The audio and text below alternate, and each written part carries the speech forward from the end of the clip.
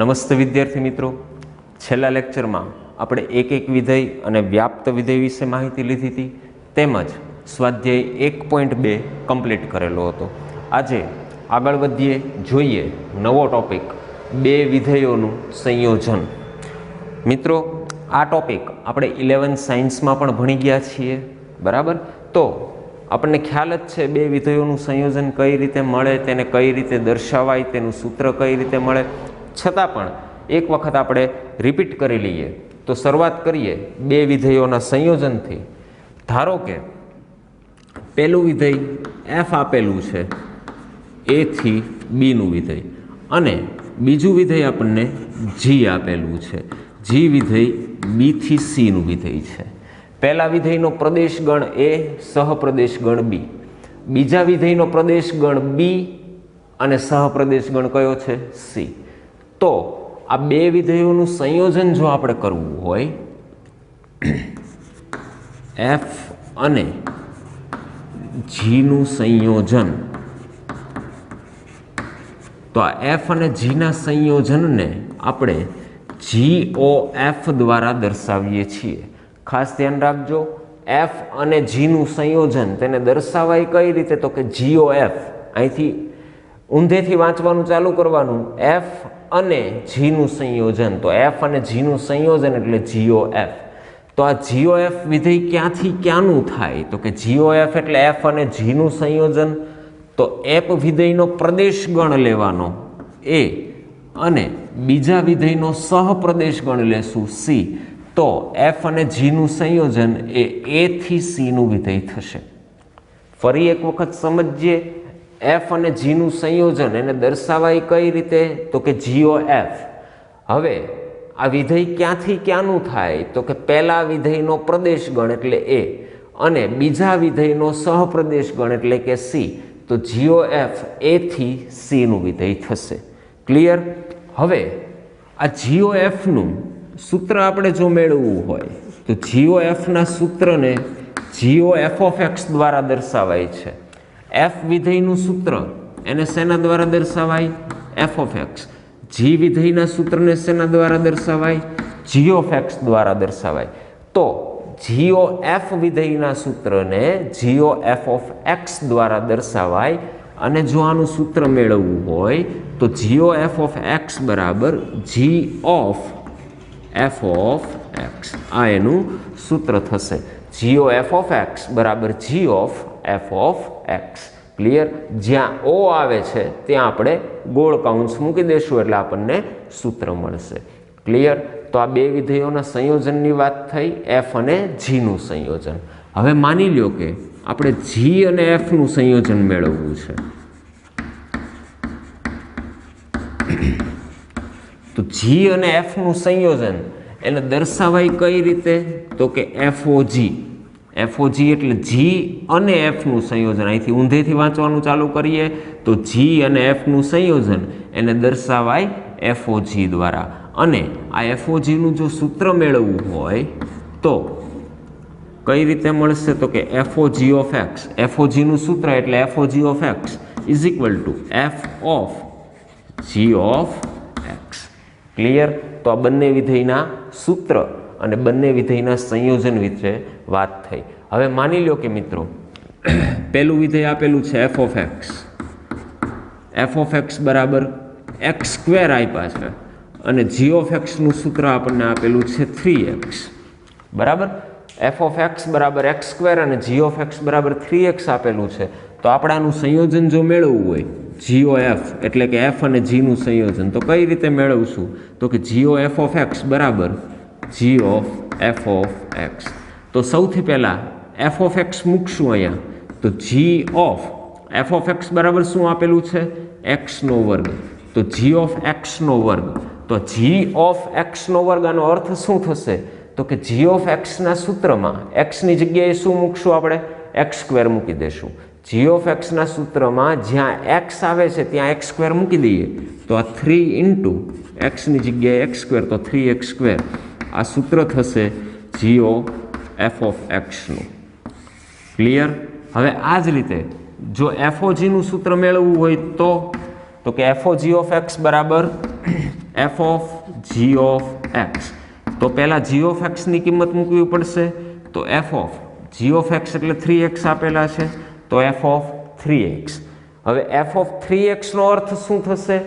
F of એક્સના સૂત્રમાં એક્સની જગ્યાએ 3x મૂકી દેશું. તો જ્યાં એક્સ દેખાય છે એફ ઓફ એક્સમાં ત્યાં આપણે 3x મૂકી દઈએ. તો એક્સની જગ્યાએ 3x અને આખાનો વર્ગ એટલે 3xનો વર્ગ. તો 3નો વર્ગ 9 અને એક્સનો વર્ગ. તો એફઓજી ઓફ એક્સનું સૂત્ર થશે 9xનો વર્ગ. ક્લિયર? આ જીઓએફ અને એફઓજી. જીઓએફ એટલે શું મિત્રો? એફ અને જીનું સંયોજન. એફઓજી એટલે શું? જી અને એફનું સંયોજન. અહીંયા ભૂલ ન થાય તેનું ખાસ ધ્યાન રાખજો. ખૂબ જ સિમ્પલ ટોપિક છે, પણ વ્યવસ્થિત રીતે આને સમજવો પડશે. બરાબર? હવે જોઈએ બે વિધેયોના સંયોજનના એક્ઝામ્પલ, આપણી ટેક્સ્ટ બુકના એક્ઝામ્પલ. ઉદાહરણ નંબર 15.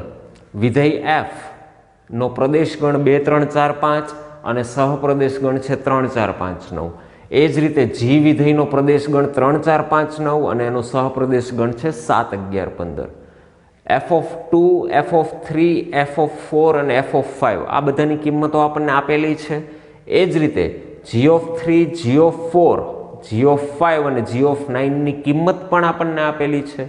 તો જીઓએફ વિધેય આપણે મેળવવાનું છે.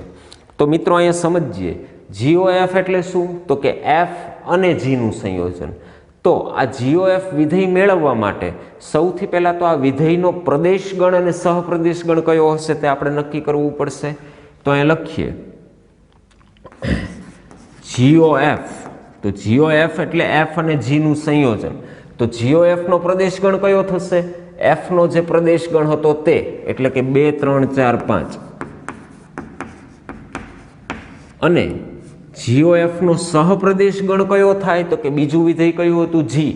જી વિધેયનો સહપ્રદેશગણ લેશું, એટલે કે 7 11 15. ક્લિયર? તો જીઓએફ વિધેયનો પ્રદેશગણ 2 3 4 5, એફનો જે પ્રદેશગણ હતો તે જ, અને તેનો સહપ્રદેશગણ થશે 7 11 15. જીનો જે સહપ્રદેશગણ હતો તે. ક્લિયર?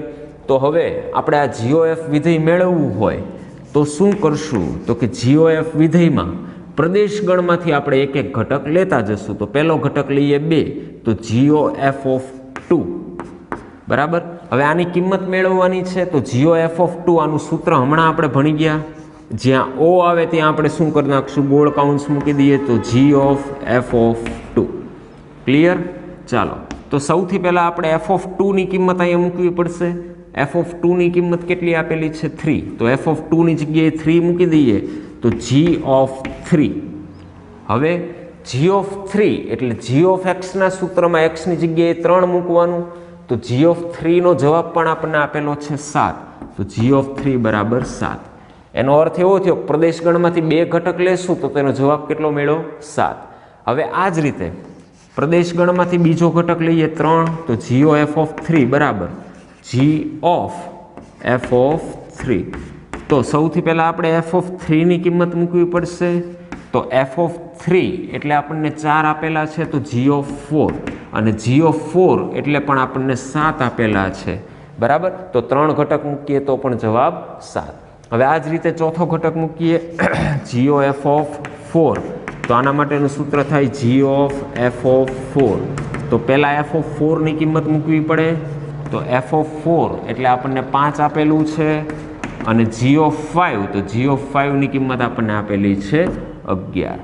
હવે છેલ્લો ઘટક મૂકીએ 5, જીઓ એફ ઓફ 5 બરાબર જી ઓફ એફ ઓફ 5, અને એફ ઓફ 5 એટલે આપણને કેટલા આપેલા છે? 5.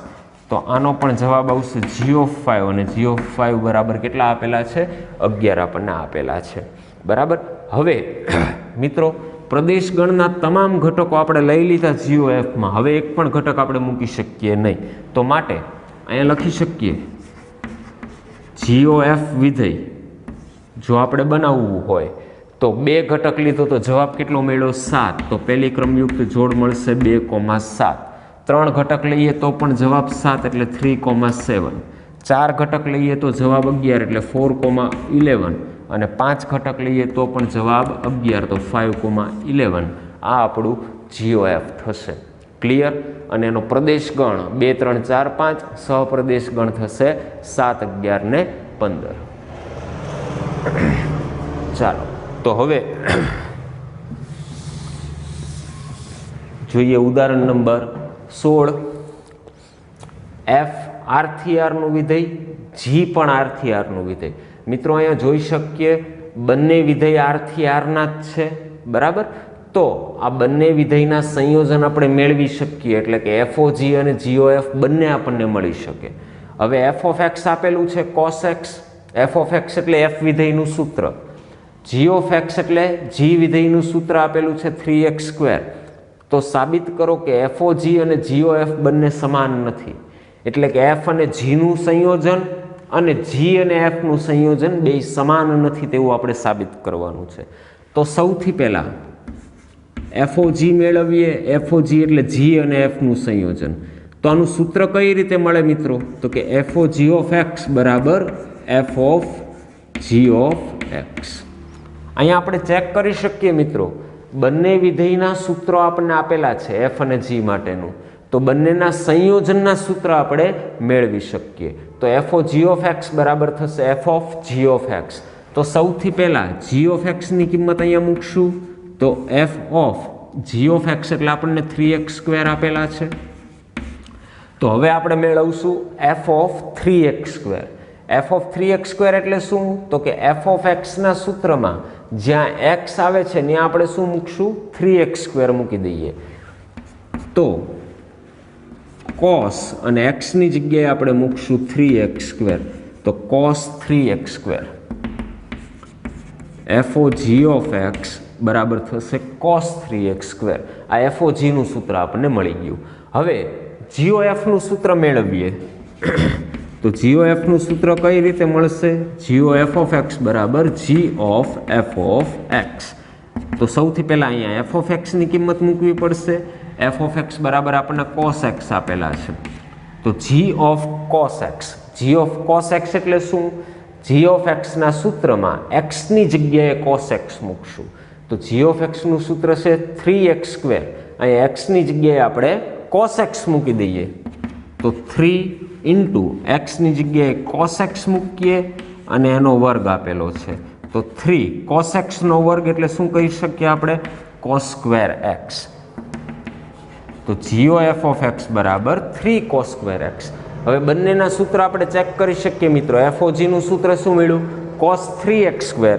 GOF નું સૂત્ર મળે છે 3 cos²x. આ બંને સૂત્ર અલગ છે, તો અહીં લખી શકીએ માટે FOG is not equal to GOF. બંને વિધેય અલગ અલગ છે, બંને વિધેયના સૂત્ર પણ અલગ અલગ થાય છે. ક્લિયર? હવે જોઈએ ઉદાહરણ નંબર 17. f વિધેય r-7/5 થી r-3/5 નું વિધેય અને f વિધેયનું સૂત્ર f of x આપણને આપેલું છે. આ જ રીતે g વિધેય આપેલું છે અને g of x એટલે કે g વિધેયનું સૂત્ર પણ આપેલું છે. તો સાબિત કરો કે FOG બરાબર IA અને GOF બરાબર IB. હવે મિત્રો સમજીએ કે આ IA અને IB એટલે શું? તો અહીંયા આપણને આપેલું છે ગણ A બરાબર r-3/5, ગણ B બરાબર r-7/5. તો આ બંનેની વેલ્યુ જો આપણે અહીંયા f વિધેયમાં મૂકી દઈએ તો f વિધેય r-7/5 એટલે કે B થી A નું વિધેય થશે અને G વિધેય છે તે A થી B નું વિધેય આપણને આપેલું છે. હવે આપણે સાબિત શું કરવાનું છે? FOG બરાબર IA. આવું આપણે સાબિત કરવાનું છે મિત્રો. તો અહીંયા સમજીએ આ IA એટલે શું? તો કે IA નો અર્થ થાય A થી A નું વિધેય. IA એટલે શું? A થી A નું વિધેય. અને આને આપણે તદેવ વિધેય પણ કહી શકીએ છીએ, જે 11th માં આપણે ભણી ગયા છીએ મિત્રો. IA એટલે A થી A અને એને શું કહેશું આપણે? તદેવ વિધેય. આ જ રીતે GOF એટલે f અને g નું સંયોજન એ IB છે. IB એટલે બીથી બીનું વિધેય છે તેવું આપણે સાબિત કરવાનું છે. અને બીથી બીનું વિધેય એટલે પણ શું? તદેવ વિધેય. બરાબર. તો મિત્રો આ તદેવ વિધેય સમજીએ પહેલાં કે તદેવ વિધેય કોને કહેશું આપણે. તો માની લો કે આપણે એફઓજીનું સૂત્ર બનાવીએ તો એફઓજી ઓફ એક્સ, અહીંયા જે ઘટક મૂકીએ, માની લો કે એક્સ ઘટક મૂકીએ તો આનો જવાબ શું આવવો જોઈએ? એક્સ આવવો જોઈએ. અહીંયા જે ઘટક મૂકીએ છીએ તે એના જવાબ તરીકે આવવો જોઈએ. તો આવા વિધેયને શું કહેવાય? તદેવ વિધેય. માની લો કે અહીંયા એફઓજીમાં મેં 5 ઘટક લીધો તો આનો જવાબ પણ કેટલો આવવો જોઈએ? 5. એફઓજીમાં જો હું 7 ઘટક લઉં તો આનો જવાબ કેટલો આવવો જોઈએ? 7. જે ઘટક લઈએ જવાબ તરીકે એનો એ જ ઘટક આવવો જોઈએ. તો આવા વિધેયને શું કહીએ છીએ આપણે? તદેવ વિધેય નામ આપીએ છીએ. તો એફઓજી અને જીઓએફ બંને તદેવ વિધેય છે એવું આપણે સાબિત કરવાનું છે. બરાબર. હમણાં જ આપણે ભણી ગયા મિત્રો કે એફ બીથી એનું વિધેય છે, જી એથી બીનું વિધેય છે. તો મારે જો એફ અને જીનું સંયોજન મેળવવું હોય તો હું એને શેના દ્વારા દર્શાવું છું? જીઓએફ દ્વારા દર્શાવું છું. જીઓએફ એટલે શું? એફ અને જીનું સંયોજન.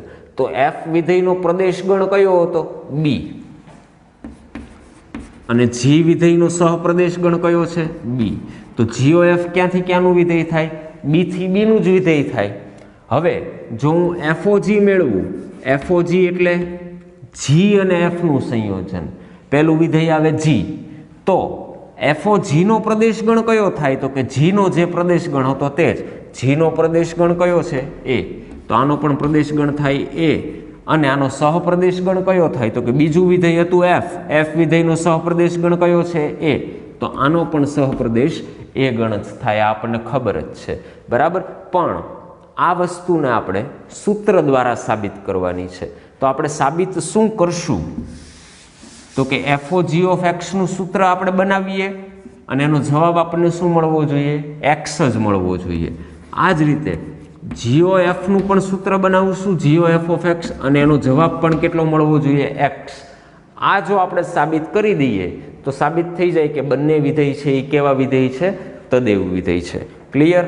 ચાલો તો ટૂંકમાં આપણે બંને વિધેયના સૂત્ર મેળવવાના છે. બરાબર.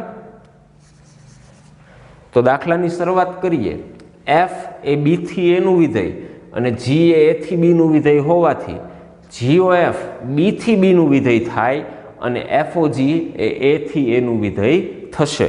હવે આ બંનેના સૂત્ર આપણે મેળવીએ. તો સૌથી પહેલાં સૂત્ર મેળવવું જીઓએફ ઓફ એક્સનું. જીઓએફ ઓફ એક્સનું સૂત્ર કઈ રીતે મળશે આપણને? G of F of X. તો સૌથી પહેલાં કિંમત મૂકવી પડશે આપણે એફ ઓફ એક્સની. તો આ જી વિધેય એઝ ઇટ ઇઝ રહેવા દઈએ, કાઉન્સમાં મૂકીએ F of x. F of X એટલે 3x + 4 છેદમાં 5x - 7. ક્લિયર? તો હવે આની કિંમત મેળવીએ. જી ઓફ 3x + 4 છેદમાં 5x - 7. આની કિંમત કઈ રીતે મળશે? તો કે જી ઓફ એક્સના સૂત્રમાં એક્સની જગ્યાએ આપણે આ કિંમત મૂકી દઈશું. જી ઓફ એક્સમાં જ્યાં એક્સ આવે ત્યાં આખી કિંમત આપણે મૂકશું. તો જી ઓફ એક્સનું સૂત્ર શું છે? 7x + 4. તો 7x, એક્સ એટલે આપણે મૂકીએ 3x + 4 છેદમાં 5x - 7. 7x + 4 છેદમાં 5x - 3. તો 5x એટલે 3x + 4 છેદમાં 5x - 7 -3. ક્લિયર? ચાલો હવે આનું સાદુરૂપ આપી દઈએ અને આનો જવાબ શું લાવશું આપણે? એક્સ. તો આનું સાદુરૂપ કઈ રીતે આપવું? બંનેમાં 5x - 7 લસા લઈ લઈએ. તો 7નો ગુણાકાર અહીં અંશ સાથે 7 તેરી 21x વત્તા 7 × 4 એટલે 28. 5x - 7 લસા લઈએ, એનો ગુણાકાર 4 સાથે કરીએ તો પ્લસ 5 × 4 એટલે 20x - 7 × 4 28.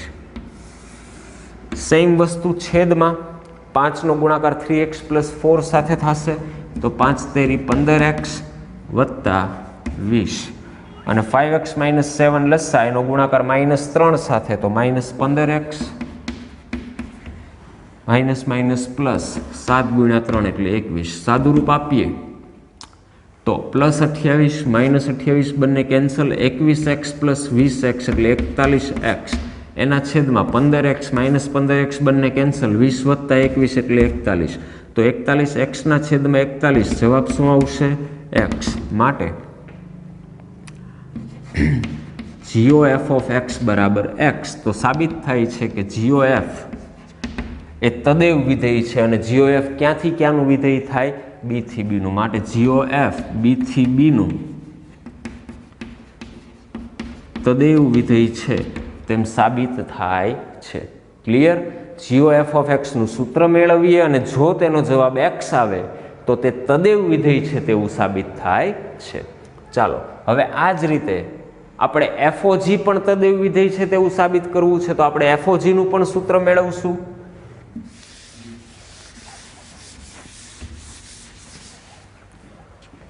તો અહીંયા લખું FOG ઓફ x.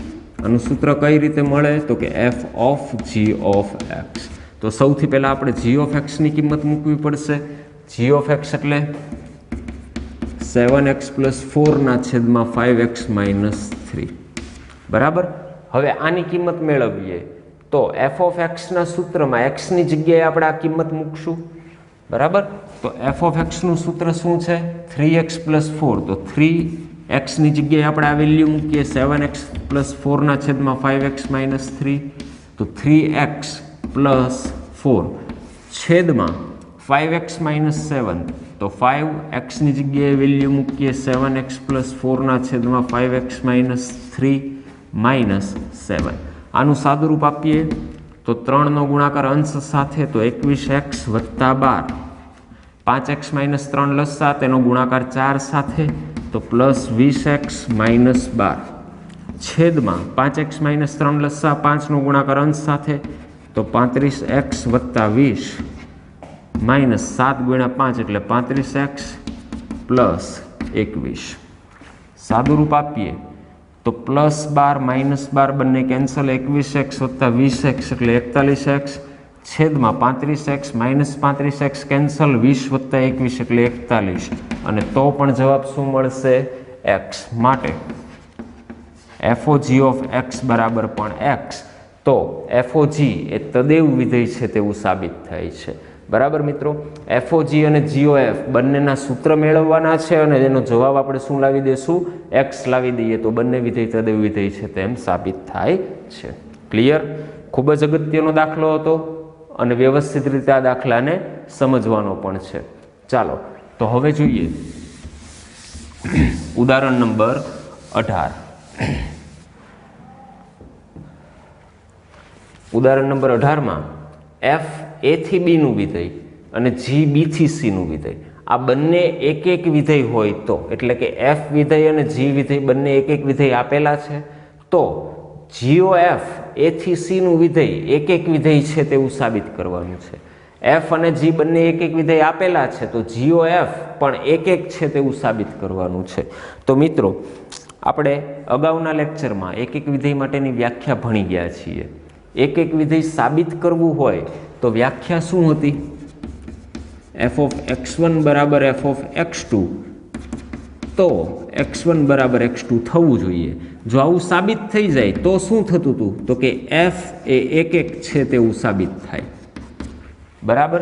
f વિધેયને જો એક એક સાબિત કરવું હોય તો આ વ્યાખ્યા સાબિત કરવી પડે. હવે આ જ રીતે જો g વિધેયને એક એક સાબિત કરવું હોય તો કે તો આપણે g ઓફ x1 બરાબર g ઓફ x2 લેવું પડે, x1 બરાબર x2 સાબિત કરવું પડે તો g વિધેય એક એક છે તેવું સાબિત થાય. ક્લિયર? પણ અહીંયા આપણે શું સાબિત કરવાનું છે? GOF એક એક વિધેય છે તેવું સાબિત કરવાનું છે. તો અહીંયા આપણે શરૂઆત કરશું. ધારો કે GOF ઓફ x1 બરાબર GOF ઓફ x2.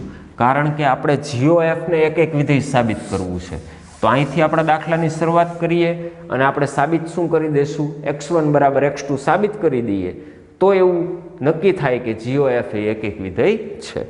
ચાલો તો GOF ઓફ x1 આને કઈ રીતે દર્શાવી શકીએ? તો કે GOF of x1 is equal to GOF of x2. આનું સૂત્ર શું થશે? તો કે GOF ઓફ x2. ક્લિયર? હવે બંને બાજુ g of F of x1 અને g of F of x2. તો જી વિધેય છે તે એક એક વિધેય છે એવું આપણને કહી દીધેલું છે. તો જી વિધેય એક એક વિધેય હોય તો શું થશે તો એફ ઓફ x1 બરાબર એફ ઓફ x2 થાય. અને અહીંયા કારણ તરીકે લખશું, કારણ કે જી એ એક એક વિધેય છે. એક એક વિધેય હોય તો તેની જે વ્યાખ્યા છે g of F of x1 બરાબર g of F of x2, તો શું થઈ જશે? એફ ઓફ x1 બરાબર એફ ઓફ x2. હવે એફ ઓફ x1 બરાબર એફ ઓફ x2 આપેલું છે અને એફ વિધેય પણ એક એક વિધેય છે તેવું કહી દીધું છે. એફ વિધેય એક એક વિધેય હોય તો શું થશે? તો કે એફ ઓફ x1 બરાબર એફ ઓફ x2 હોય તો આપણે x1 બરાબર x2 લખી શકીએ. અને અહીંયા કારણ તરીકે લખશું, કારણ કે એફ એ એક એક વિધેય છે. તો અહીંયા સાબિત થાય છે કે x1 બરાબર x2, તો અહીંયા લખી શકીએ. માટે g of F of x1 બરાબર g of F of x2. તો x1 બરાબર x2 સાબિત થાય છે. માટે જી ઓફ એફ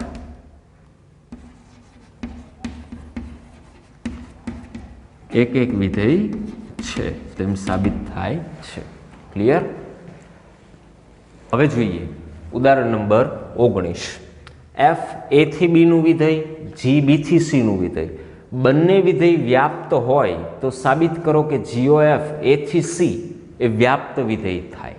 મિત્રો અહીંયા એફ અને જી બંને વ્યાપ્ત વિધેય આપેલા છે તો તે બંનેનું સંયોજન એટલે કે GOF એ વ્યાપ્ત વિધેય છે તેવું સાબિત કરવાનું છે. ખૂબ જ અગત્યનો દાખલો છે, વ્યવસ્થિત રીતે આને સમજજો. તો સૌથી પહેલા આપણને કીધેલું છે મિત્રો, અહીંયા ચેક કરીએ. એફ અને જી બંને વ્યાપ્ત છે. એફ વિધેયનો જે સહપ્રદેશ ગણ હતો તે જ જી વિધેયનો પ્રદેશ ગણ છે.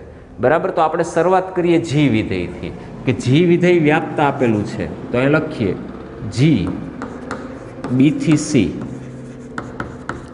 વ્યાપ્ત વિધેય હોવાથી, આ વ્યાપ્ત વિધેય છે તો વ્યાપ્ત વિધેય છે તો શું થશે? તો કે એનો સહપ્રદેશ ગણ અને વિસ્તાર ગણ કેવા હશે? સમાન હશે. તો આને સમજીએ આપણે. તો શું થાય? તો કે સી ગણ જે તેનો સહપ્રદેશ ગણ છે તેમાંથી આપણે એક ઘટક લઈએ ઝેડ. તો ઝેડ બિલોંગ્સ ટુ સી ને સંગત. તેના પ્રદેશ ગણમાંથી એક ઘટક મળશે વાય. વાય બિલોંગ્સ ટુ બી મળે કે જેથી જી ઓફ વાય બરાબર ઝેડ થાય. આને સમજીએ મિત્રો. આ શું લખ્યું છે? જી વિધેય વ્યાપ્ત વિધેય આપેલું છે. વ્યાપ્ત વિધેયનો અર્થ શું થશે? તેનો સહપ્રદેશ ગણ અને વિસ્તાર ગણ બંને સમાન હશે.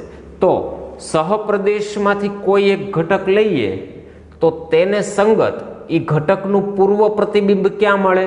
પ્રદેશ ગણમાં મળે. તો જ આ વિધેય વ્યાપ્ત વિધેય હોય. તો અહીંયા આપણે લખ્યું છે ઝેડ બિલોંગ્સ ટુ સી, એટલે કે સહપ્રદેશ ગણનો કોઈ ઘટક ઝેડ લઈએ તો આ ઝેડને સંગત બી ની અંદર પૂર્વ પ્રતિબિંબ મળે અને એ પૂર્વ પ્રતિબિંબ કયું છે? વાય, કે જેથી જી ઓફ વાય બરાબર ઝેડ થશે. બરાબર? હવે આ જ રીતે એફ વિધેય એ થી બી વ્યાપ્ત વિધેય હોવાથી, તો વ્યાપ્ત વિધેય હોવાથી શું થાય? આના સહપ્રદેશનું પૂર્વ પ્રતિબિંબ ક્યાં હશે? પ્રદેશ ગણમાં હશે. તો અહીંયા આપણે શું લખી શકીએ? તો કે y બિલોંગ્સ ટુ બી ને સંગત, y બિલોંગ્સ ટુ બી ને સંગત તેનું પૂર્વ પ્રતિબિંબ, y નું પૂર્વ પ્રતિબિંબ આપણે ધારી લઈએ x. ક્યાંથી મળે? તો કે x માંથી મળે. x બિલોંગ્સ ટુ એ મળે કે જેથી એફ ઓફ એક્સ, આ એક્સ ની કિંમત એફ ઓફ એક્સ માં મૂકીએ તો જવાબ શું મળે આપણને? વાય થાય. ક્લિયર? આ બંને વિધેય વ્યાપ્ત હોવાથી જી ઓફ વાય બરાબર ઝેડ અને એફ ઓફ એક્સ બરાબર વાય થાય છે. તો હવે આપણે સાબિત શું કરવાનું છે? જીઓ એફ વ્યાપ્ત વિધેય છે. તો અહીંયા જીઓ એફ નું સૂત્ર મેળવવાની ટ્રાય કરીએ આપણે. જીઓ એફ ઓફ એક્સ, તો શું થશે? G of F of X. તો એફ ઓફ એક્સ ની કિંમત મૂકીએ. એફ ઓફ એક્સ બરાબર શું થાય છે? વાય. તો અહીંયા લખી શકીએ જી ઓફ વાય, અને જી ઓફ વાય નો જવાબ શું છે? ઝેડ. તો અહીંયા ચેક કરી શકીએ મિત્રો. આ ઝેડ ઘટક ક્યાંથી લીધેલો હતો? આપણે સી ગણમાંથી લીધેલો હતો. અને આ એક્સ ઘટક ક્યાંથી આપણને મેળવતો હતો? કે એક્સ ઘટક એ ગણમાં મેળવતો. તો માટે GOF આનો પ્રદેશ ગણ શું થશે? તો કે એક્સ ઘટક એમાંથી લીધો હતો, તો આનો પ્રદેશ ગણ એ થશે. અને આનો જવાબ ઝેડ મળે છે. ઝેડ ઘટક ક્યાં સમાયેલો હતો? સીમાં. તો સહપ્રદેશ ગણ કયો થશે? સી. તો માટે GOF એ થી સી એ વ્યાપ્ત વિધેય થાય. બરાબર, જે સાબિત થાય છે. હવે આની પછીના બે એક્ઝામ્પલ, ઉદાહરણ નંબર 20 અને ઉદાહરણ નંબર 21. ઉદાહરણ નંબર 20 અને ઉદાહરણ નંબર 21 બંને તમારે હોમવર્કમાં સોલ્વ કરવાના છે. બંને ઉદાહરણની અંદર માત્ર તમારે ઉદાહરણ જ આપવાના છે મિત્રો. બરાબર, તો ઇઝીલી તમે આ વસ્તુ કરી શકો છો. બરાબર, બંને એક્ઝામ્પલ વ્યવસ્થિત રીતે તમે હોમવર્કમાં સોલ્વ કરજો. નેક્સ્ટ લેક્ચરમાં જ્યારે આપણે આગળ વધીએ ત્યારે સ્વાધ્યાય 1.3 થી આપણા લેક્ચરની આપણે શરૂઆત કરશું.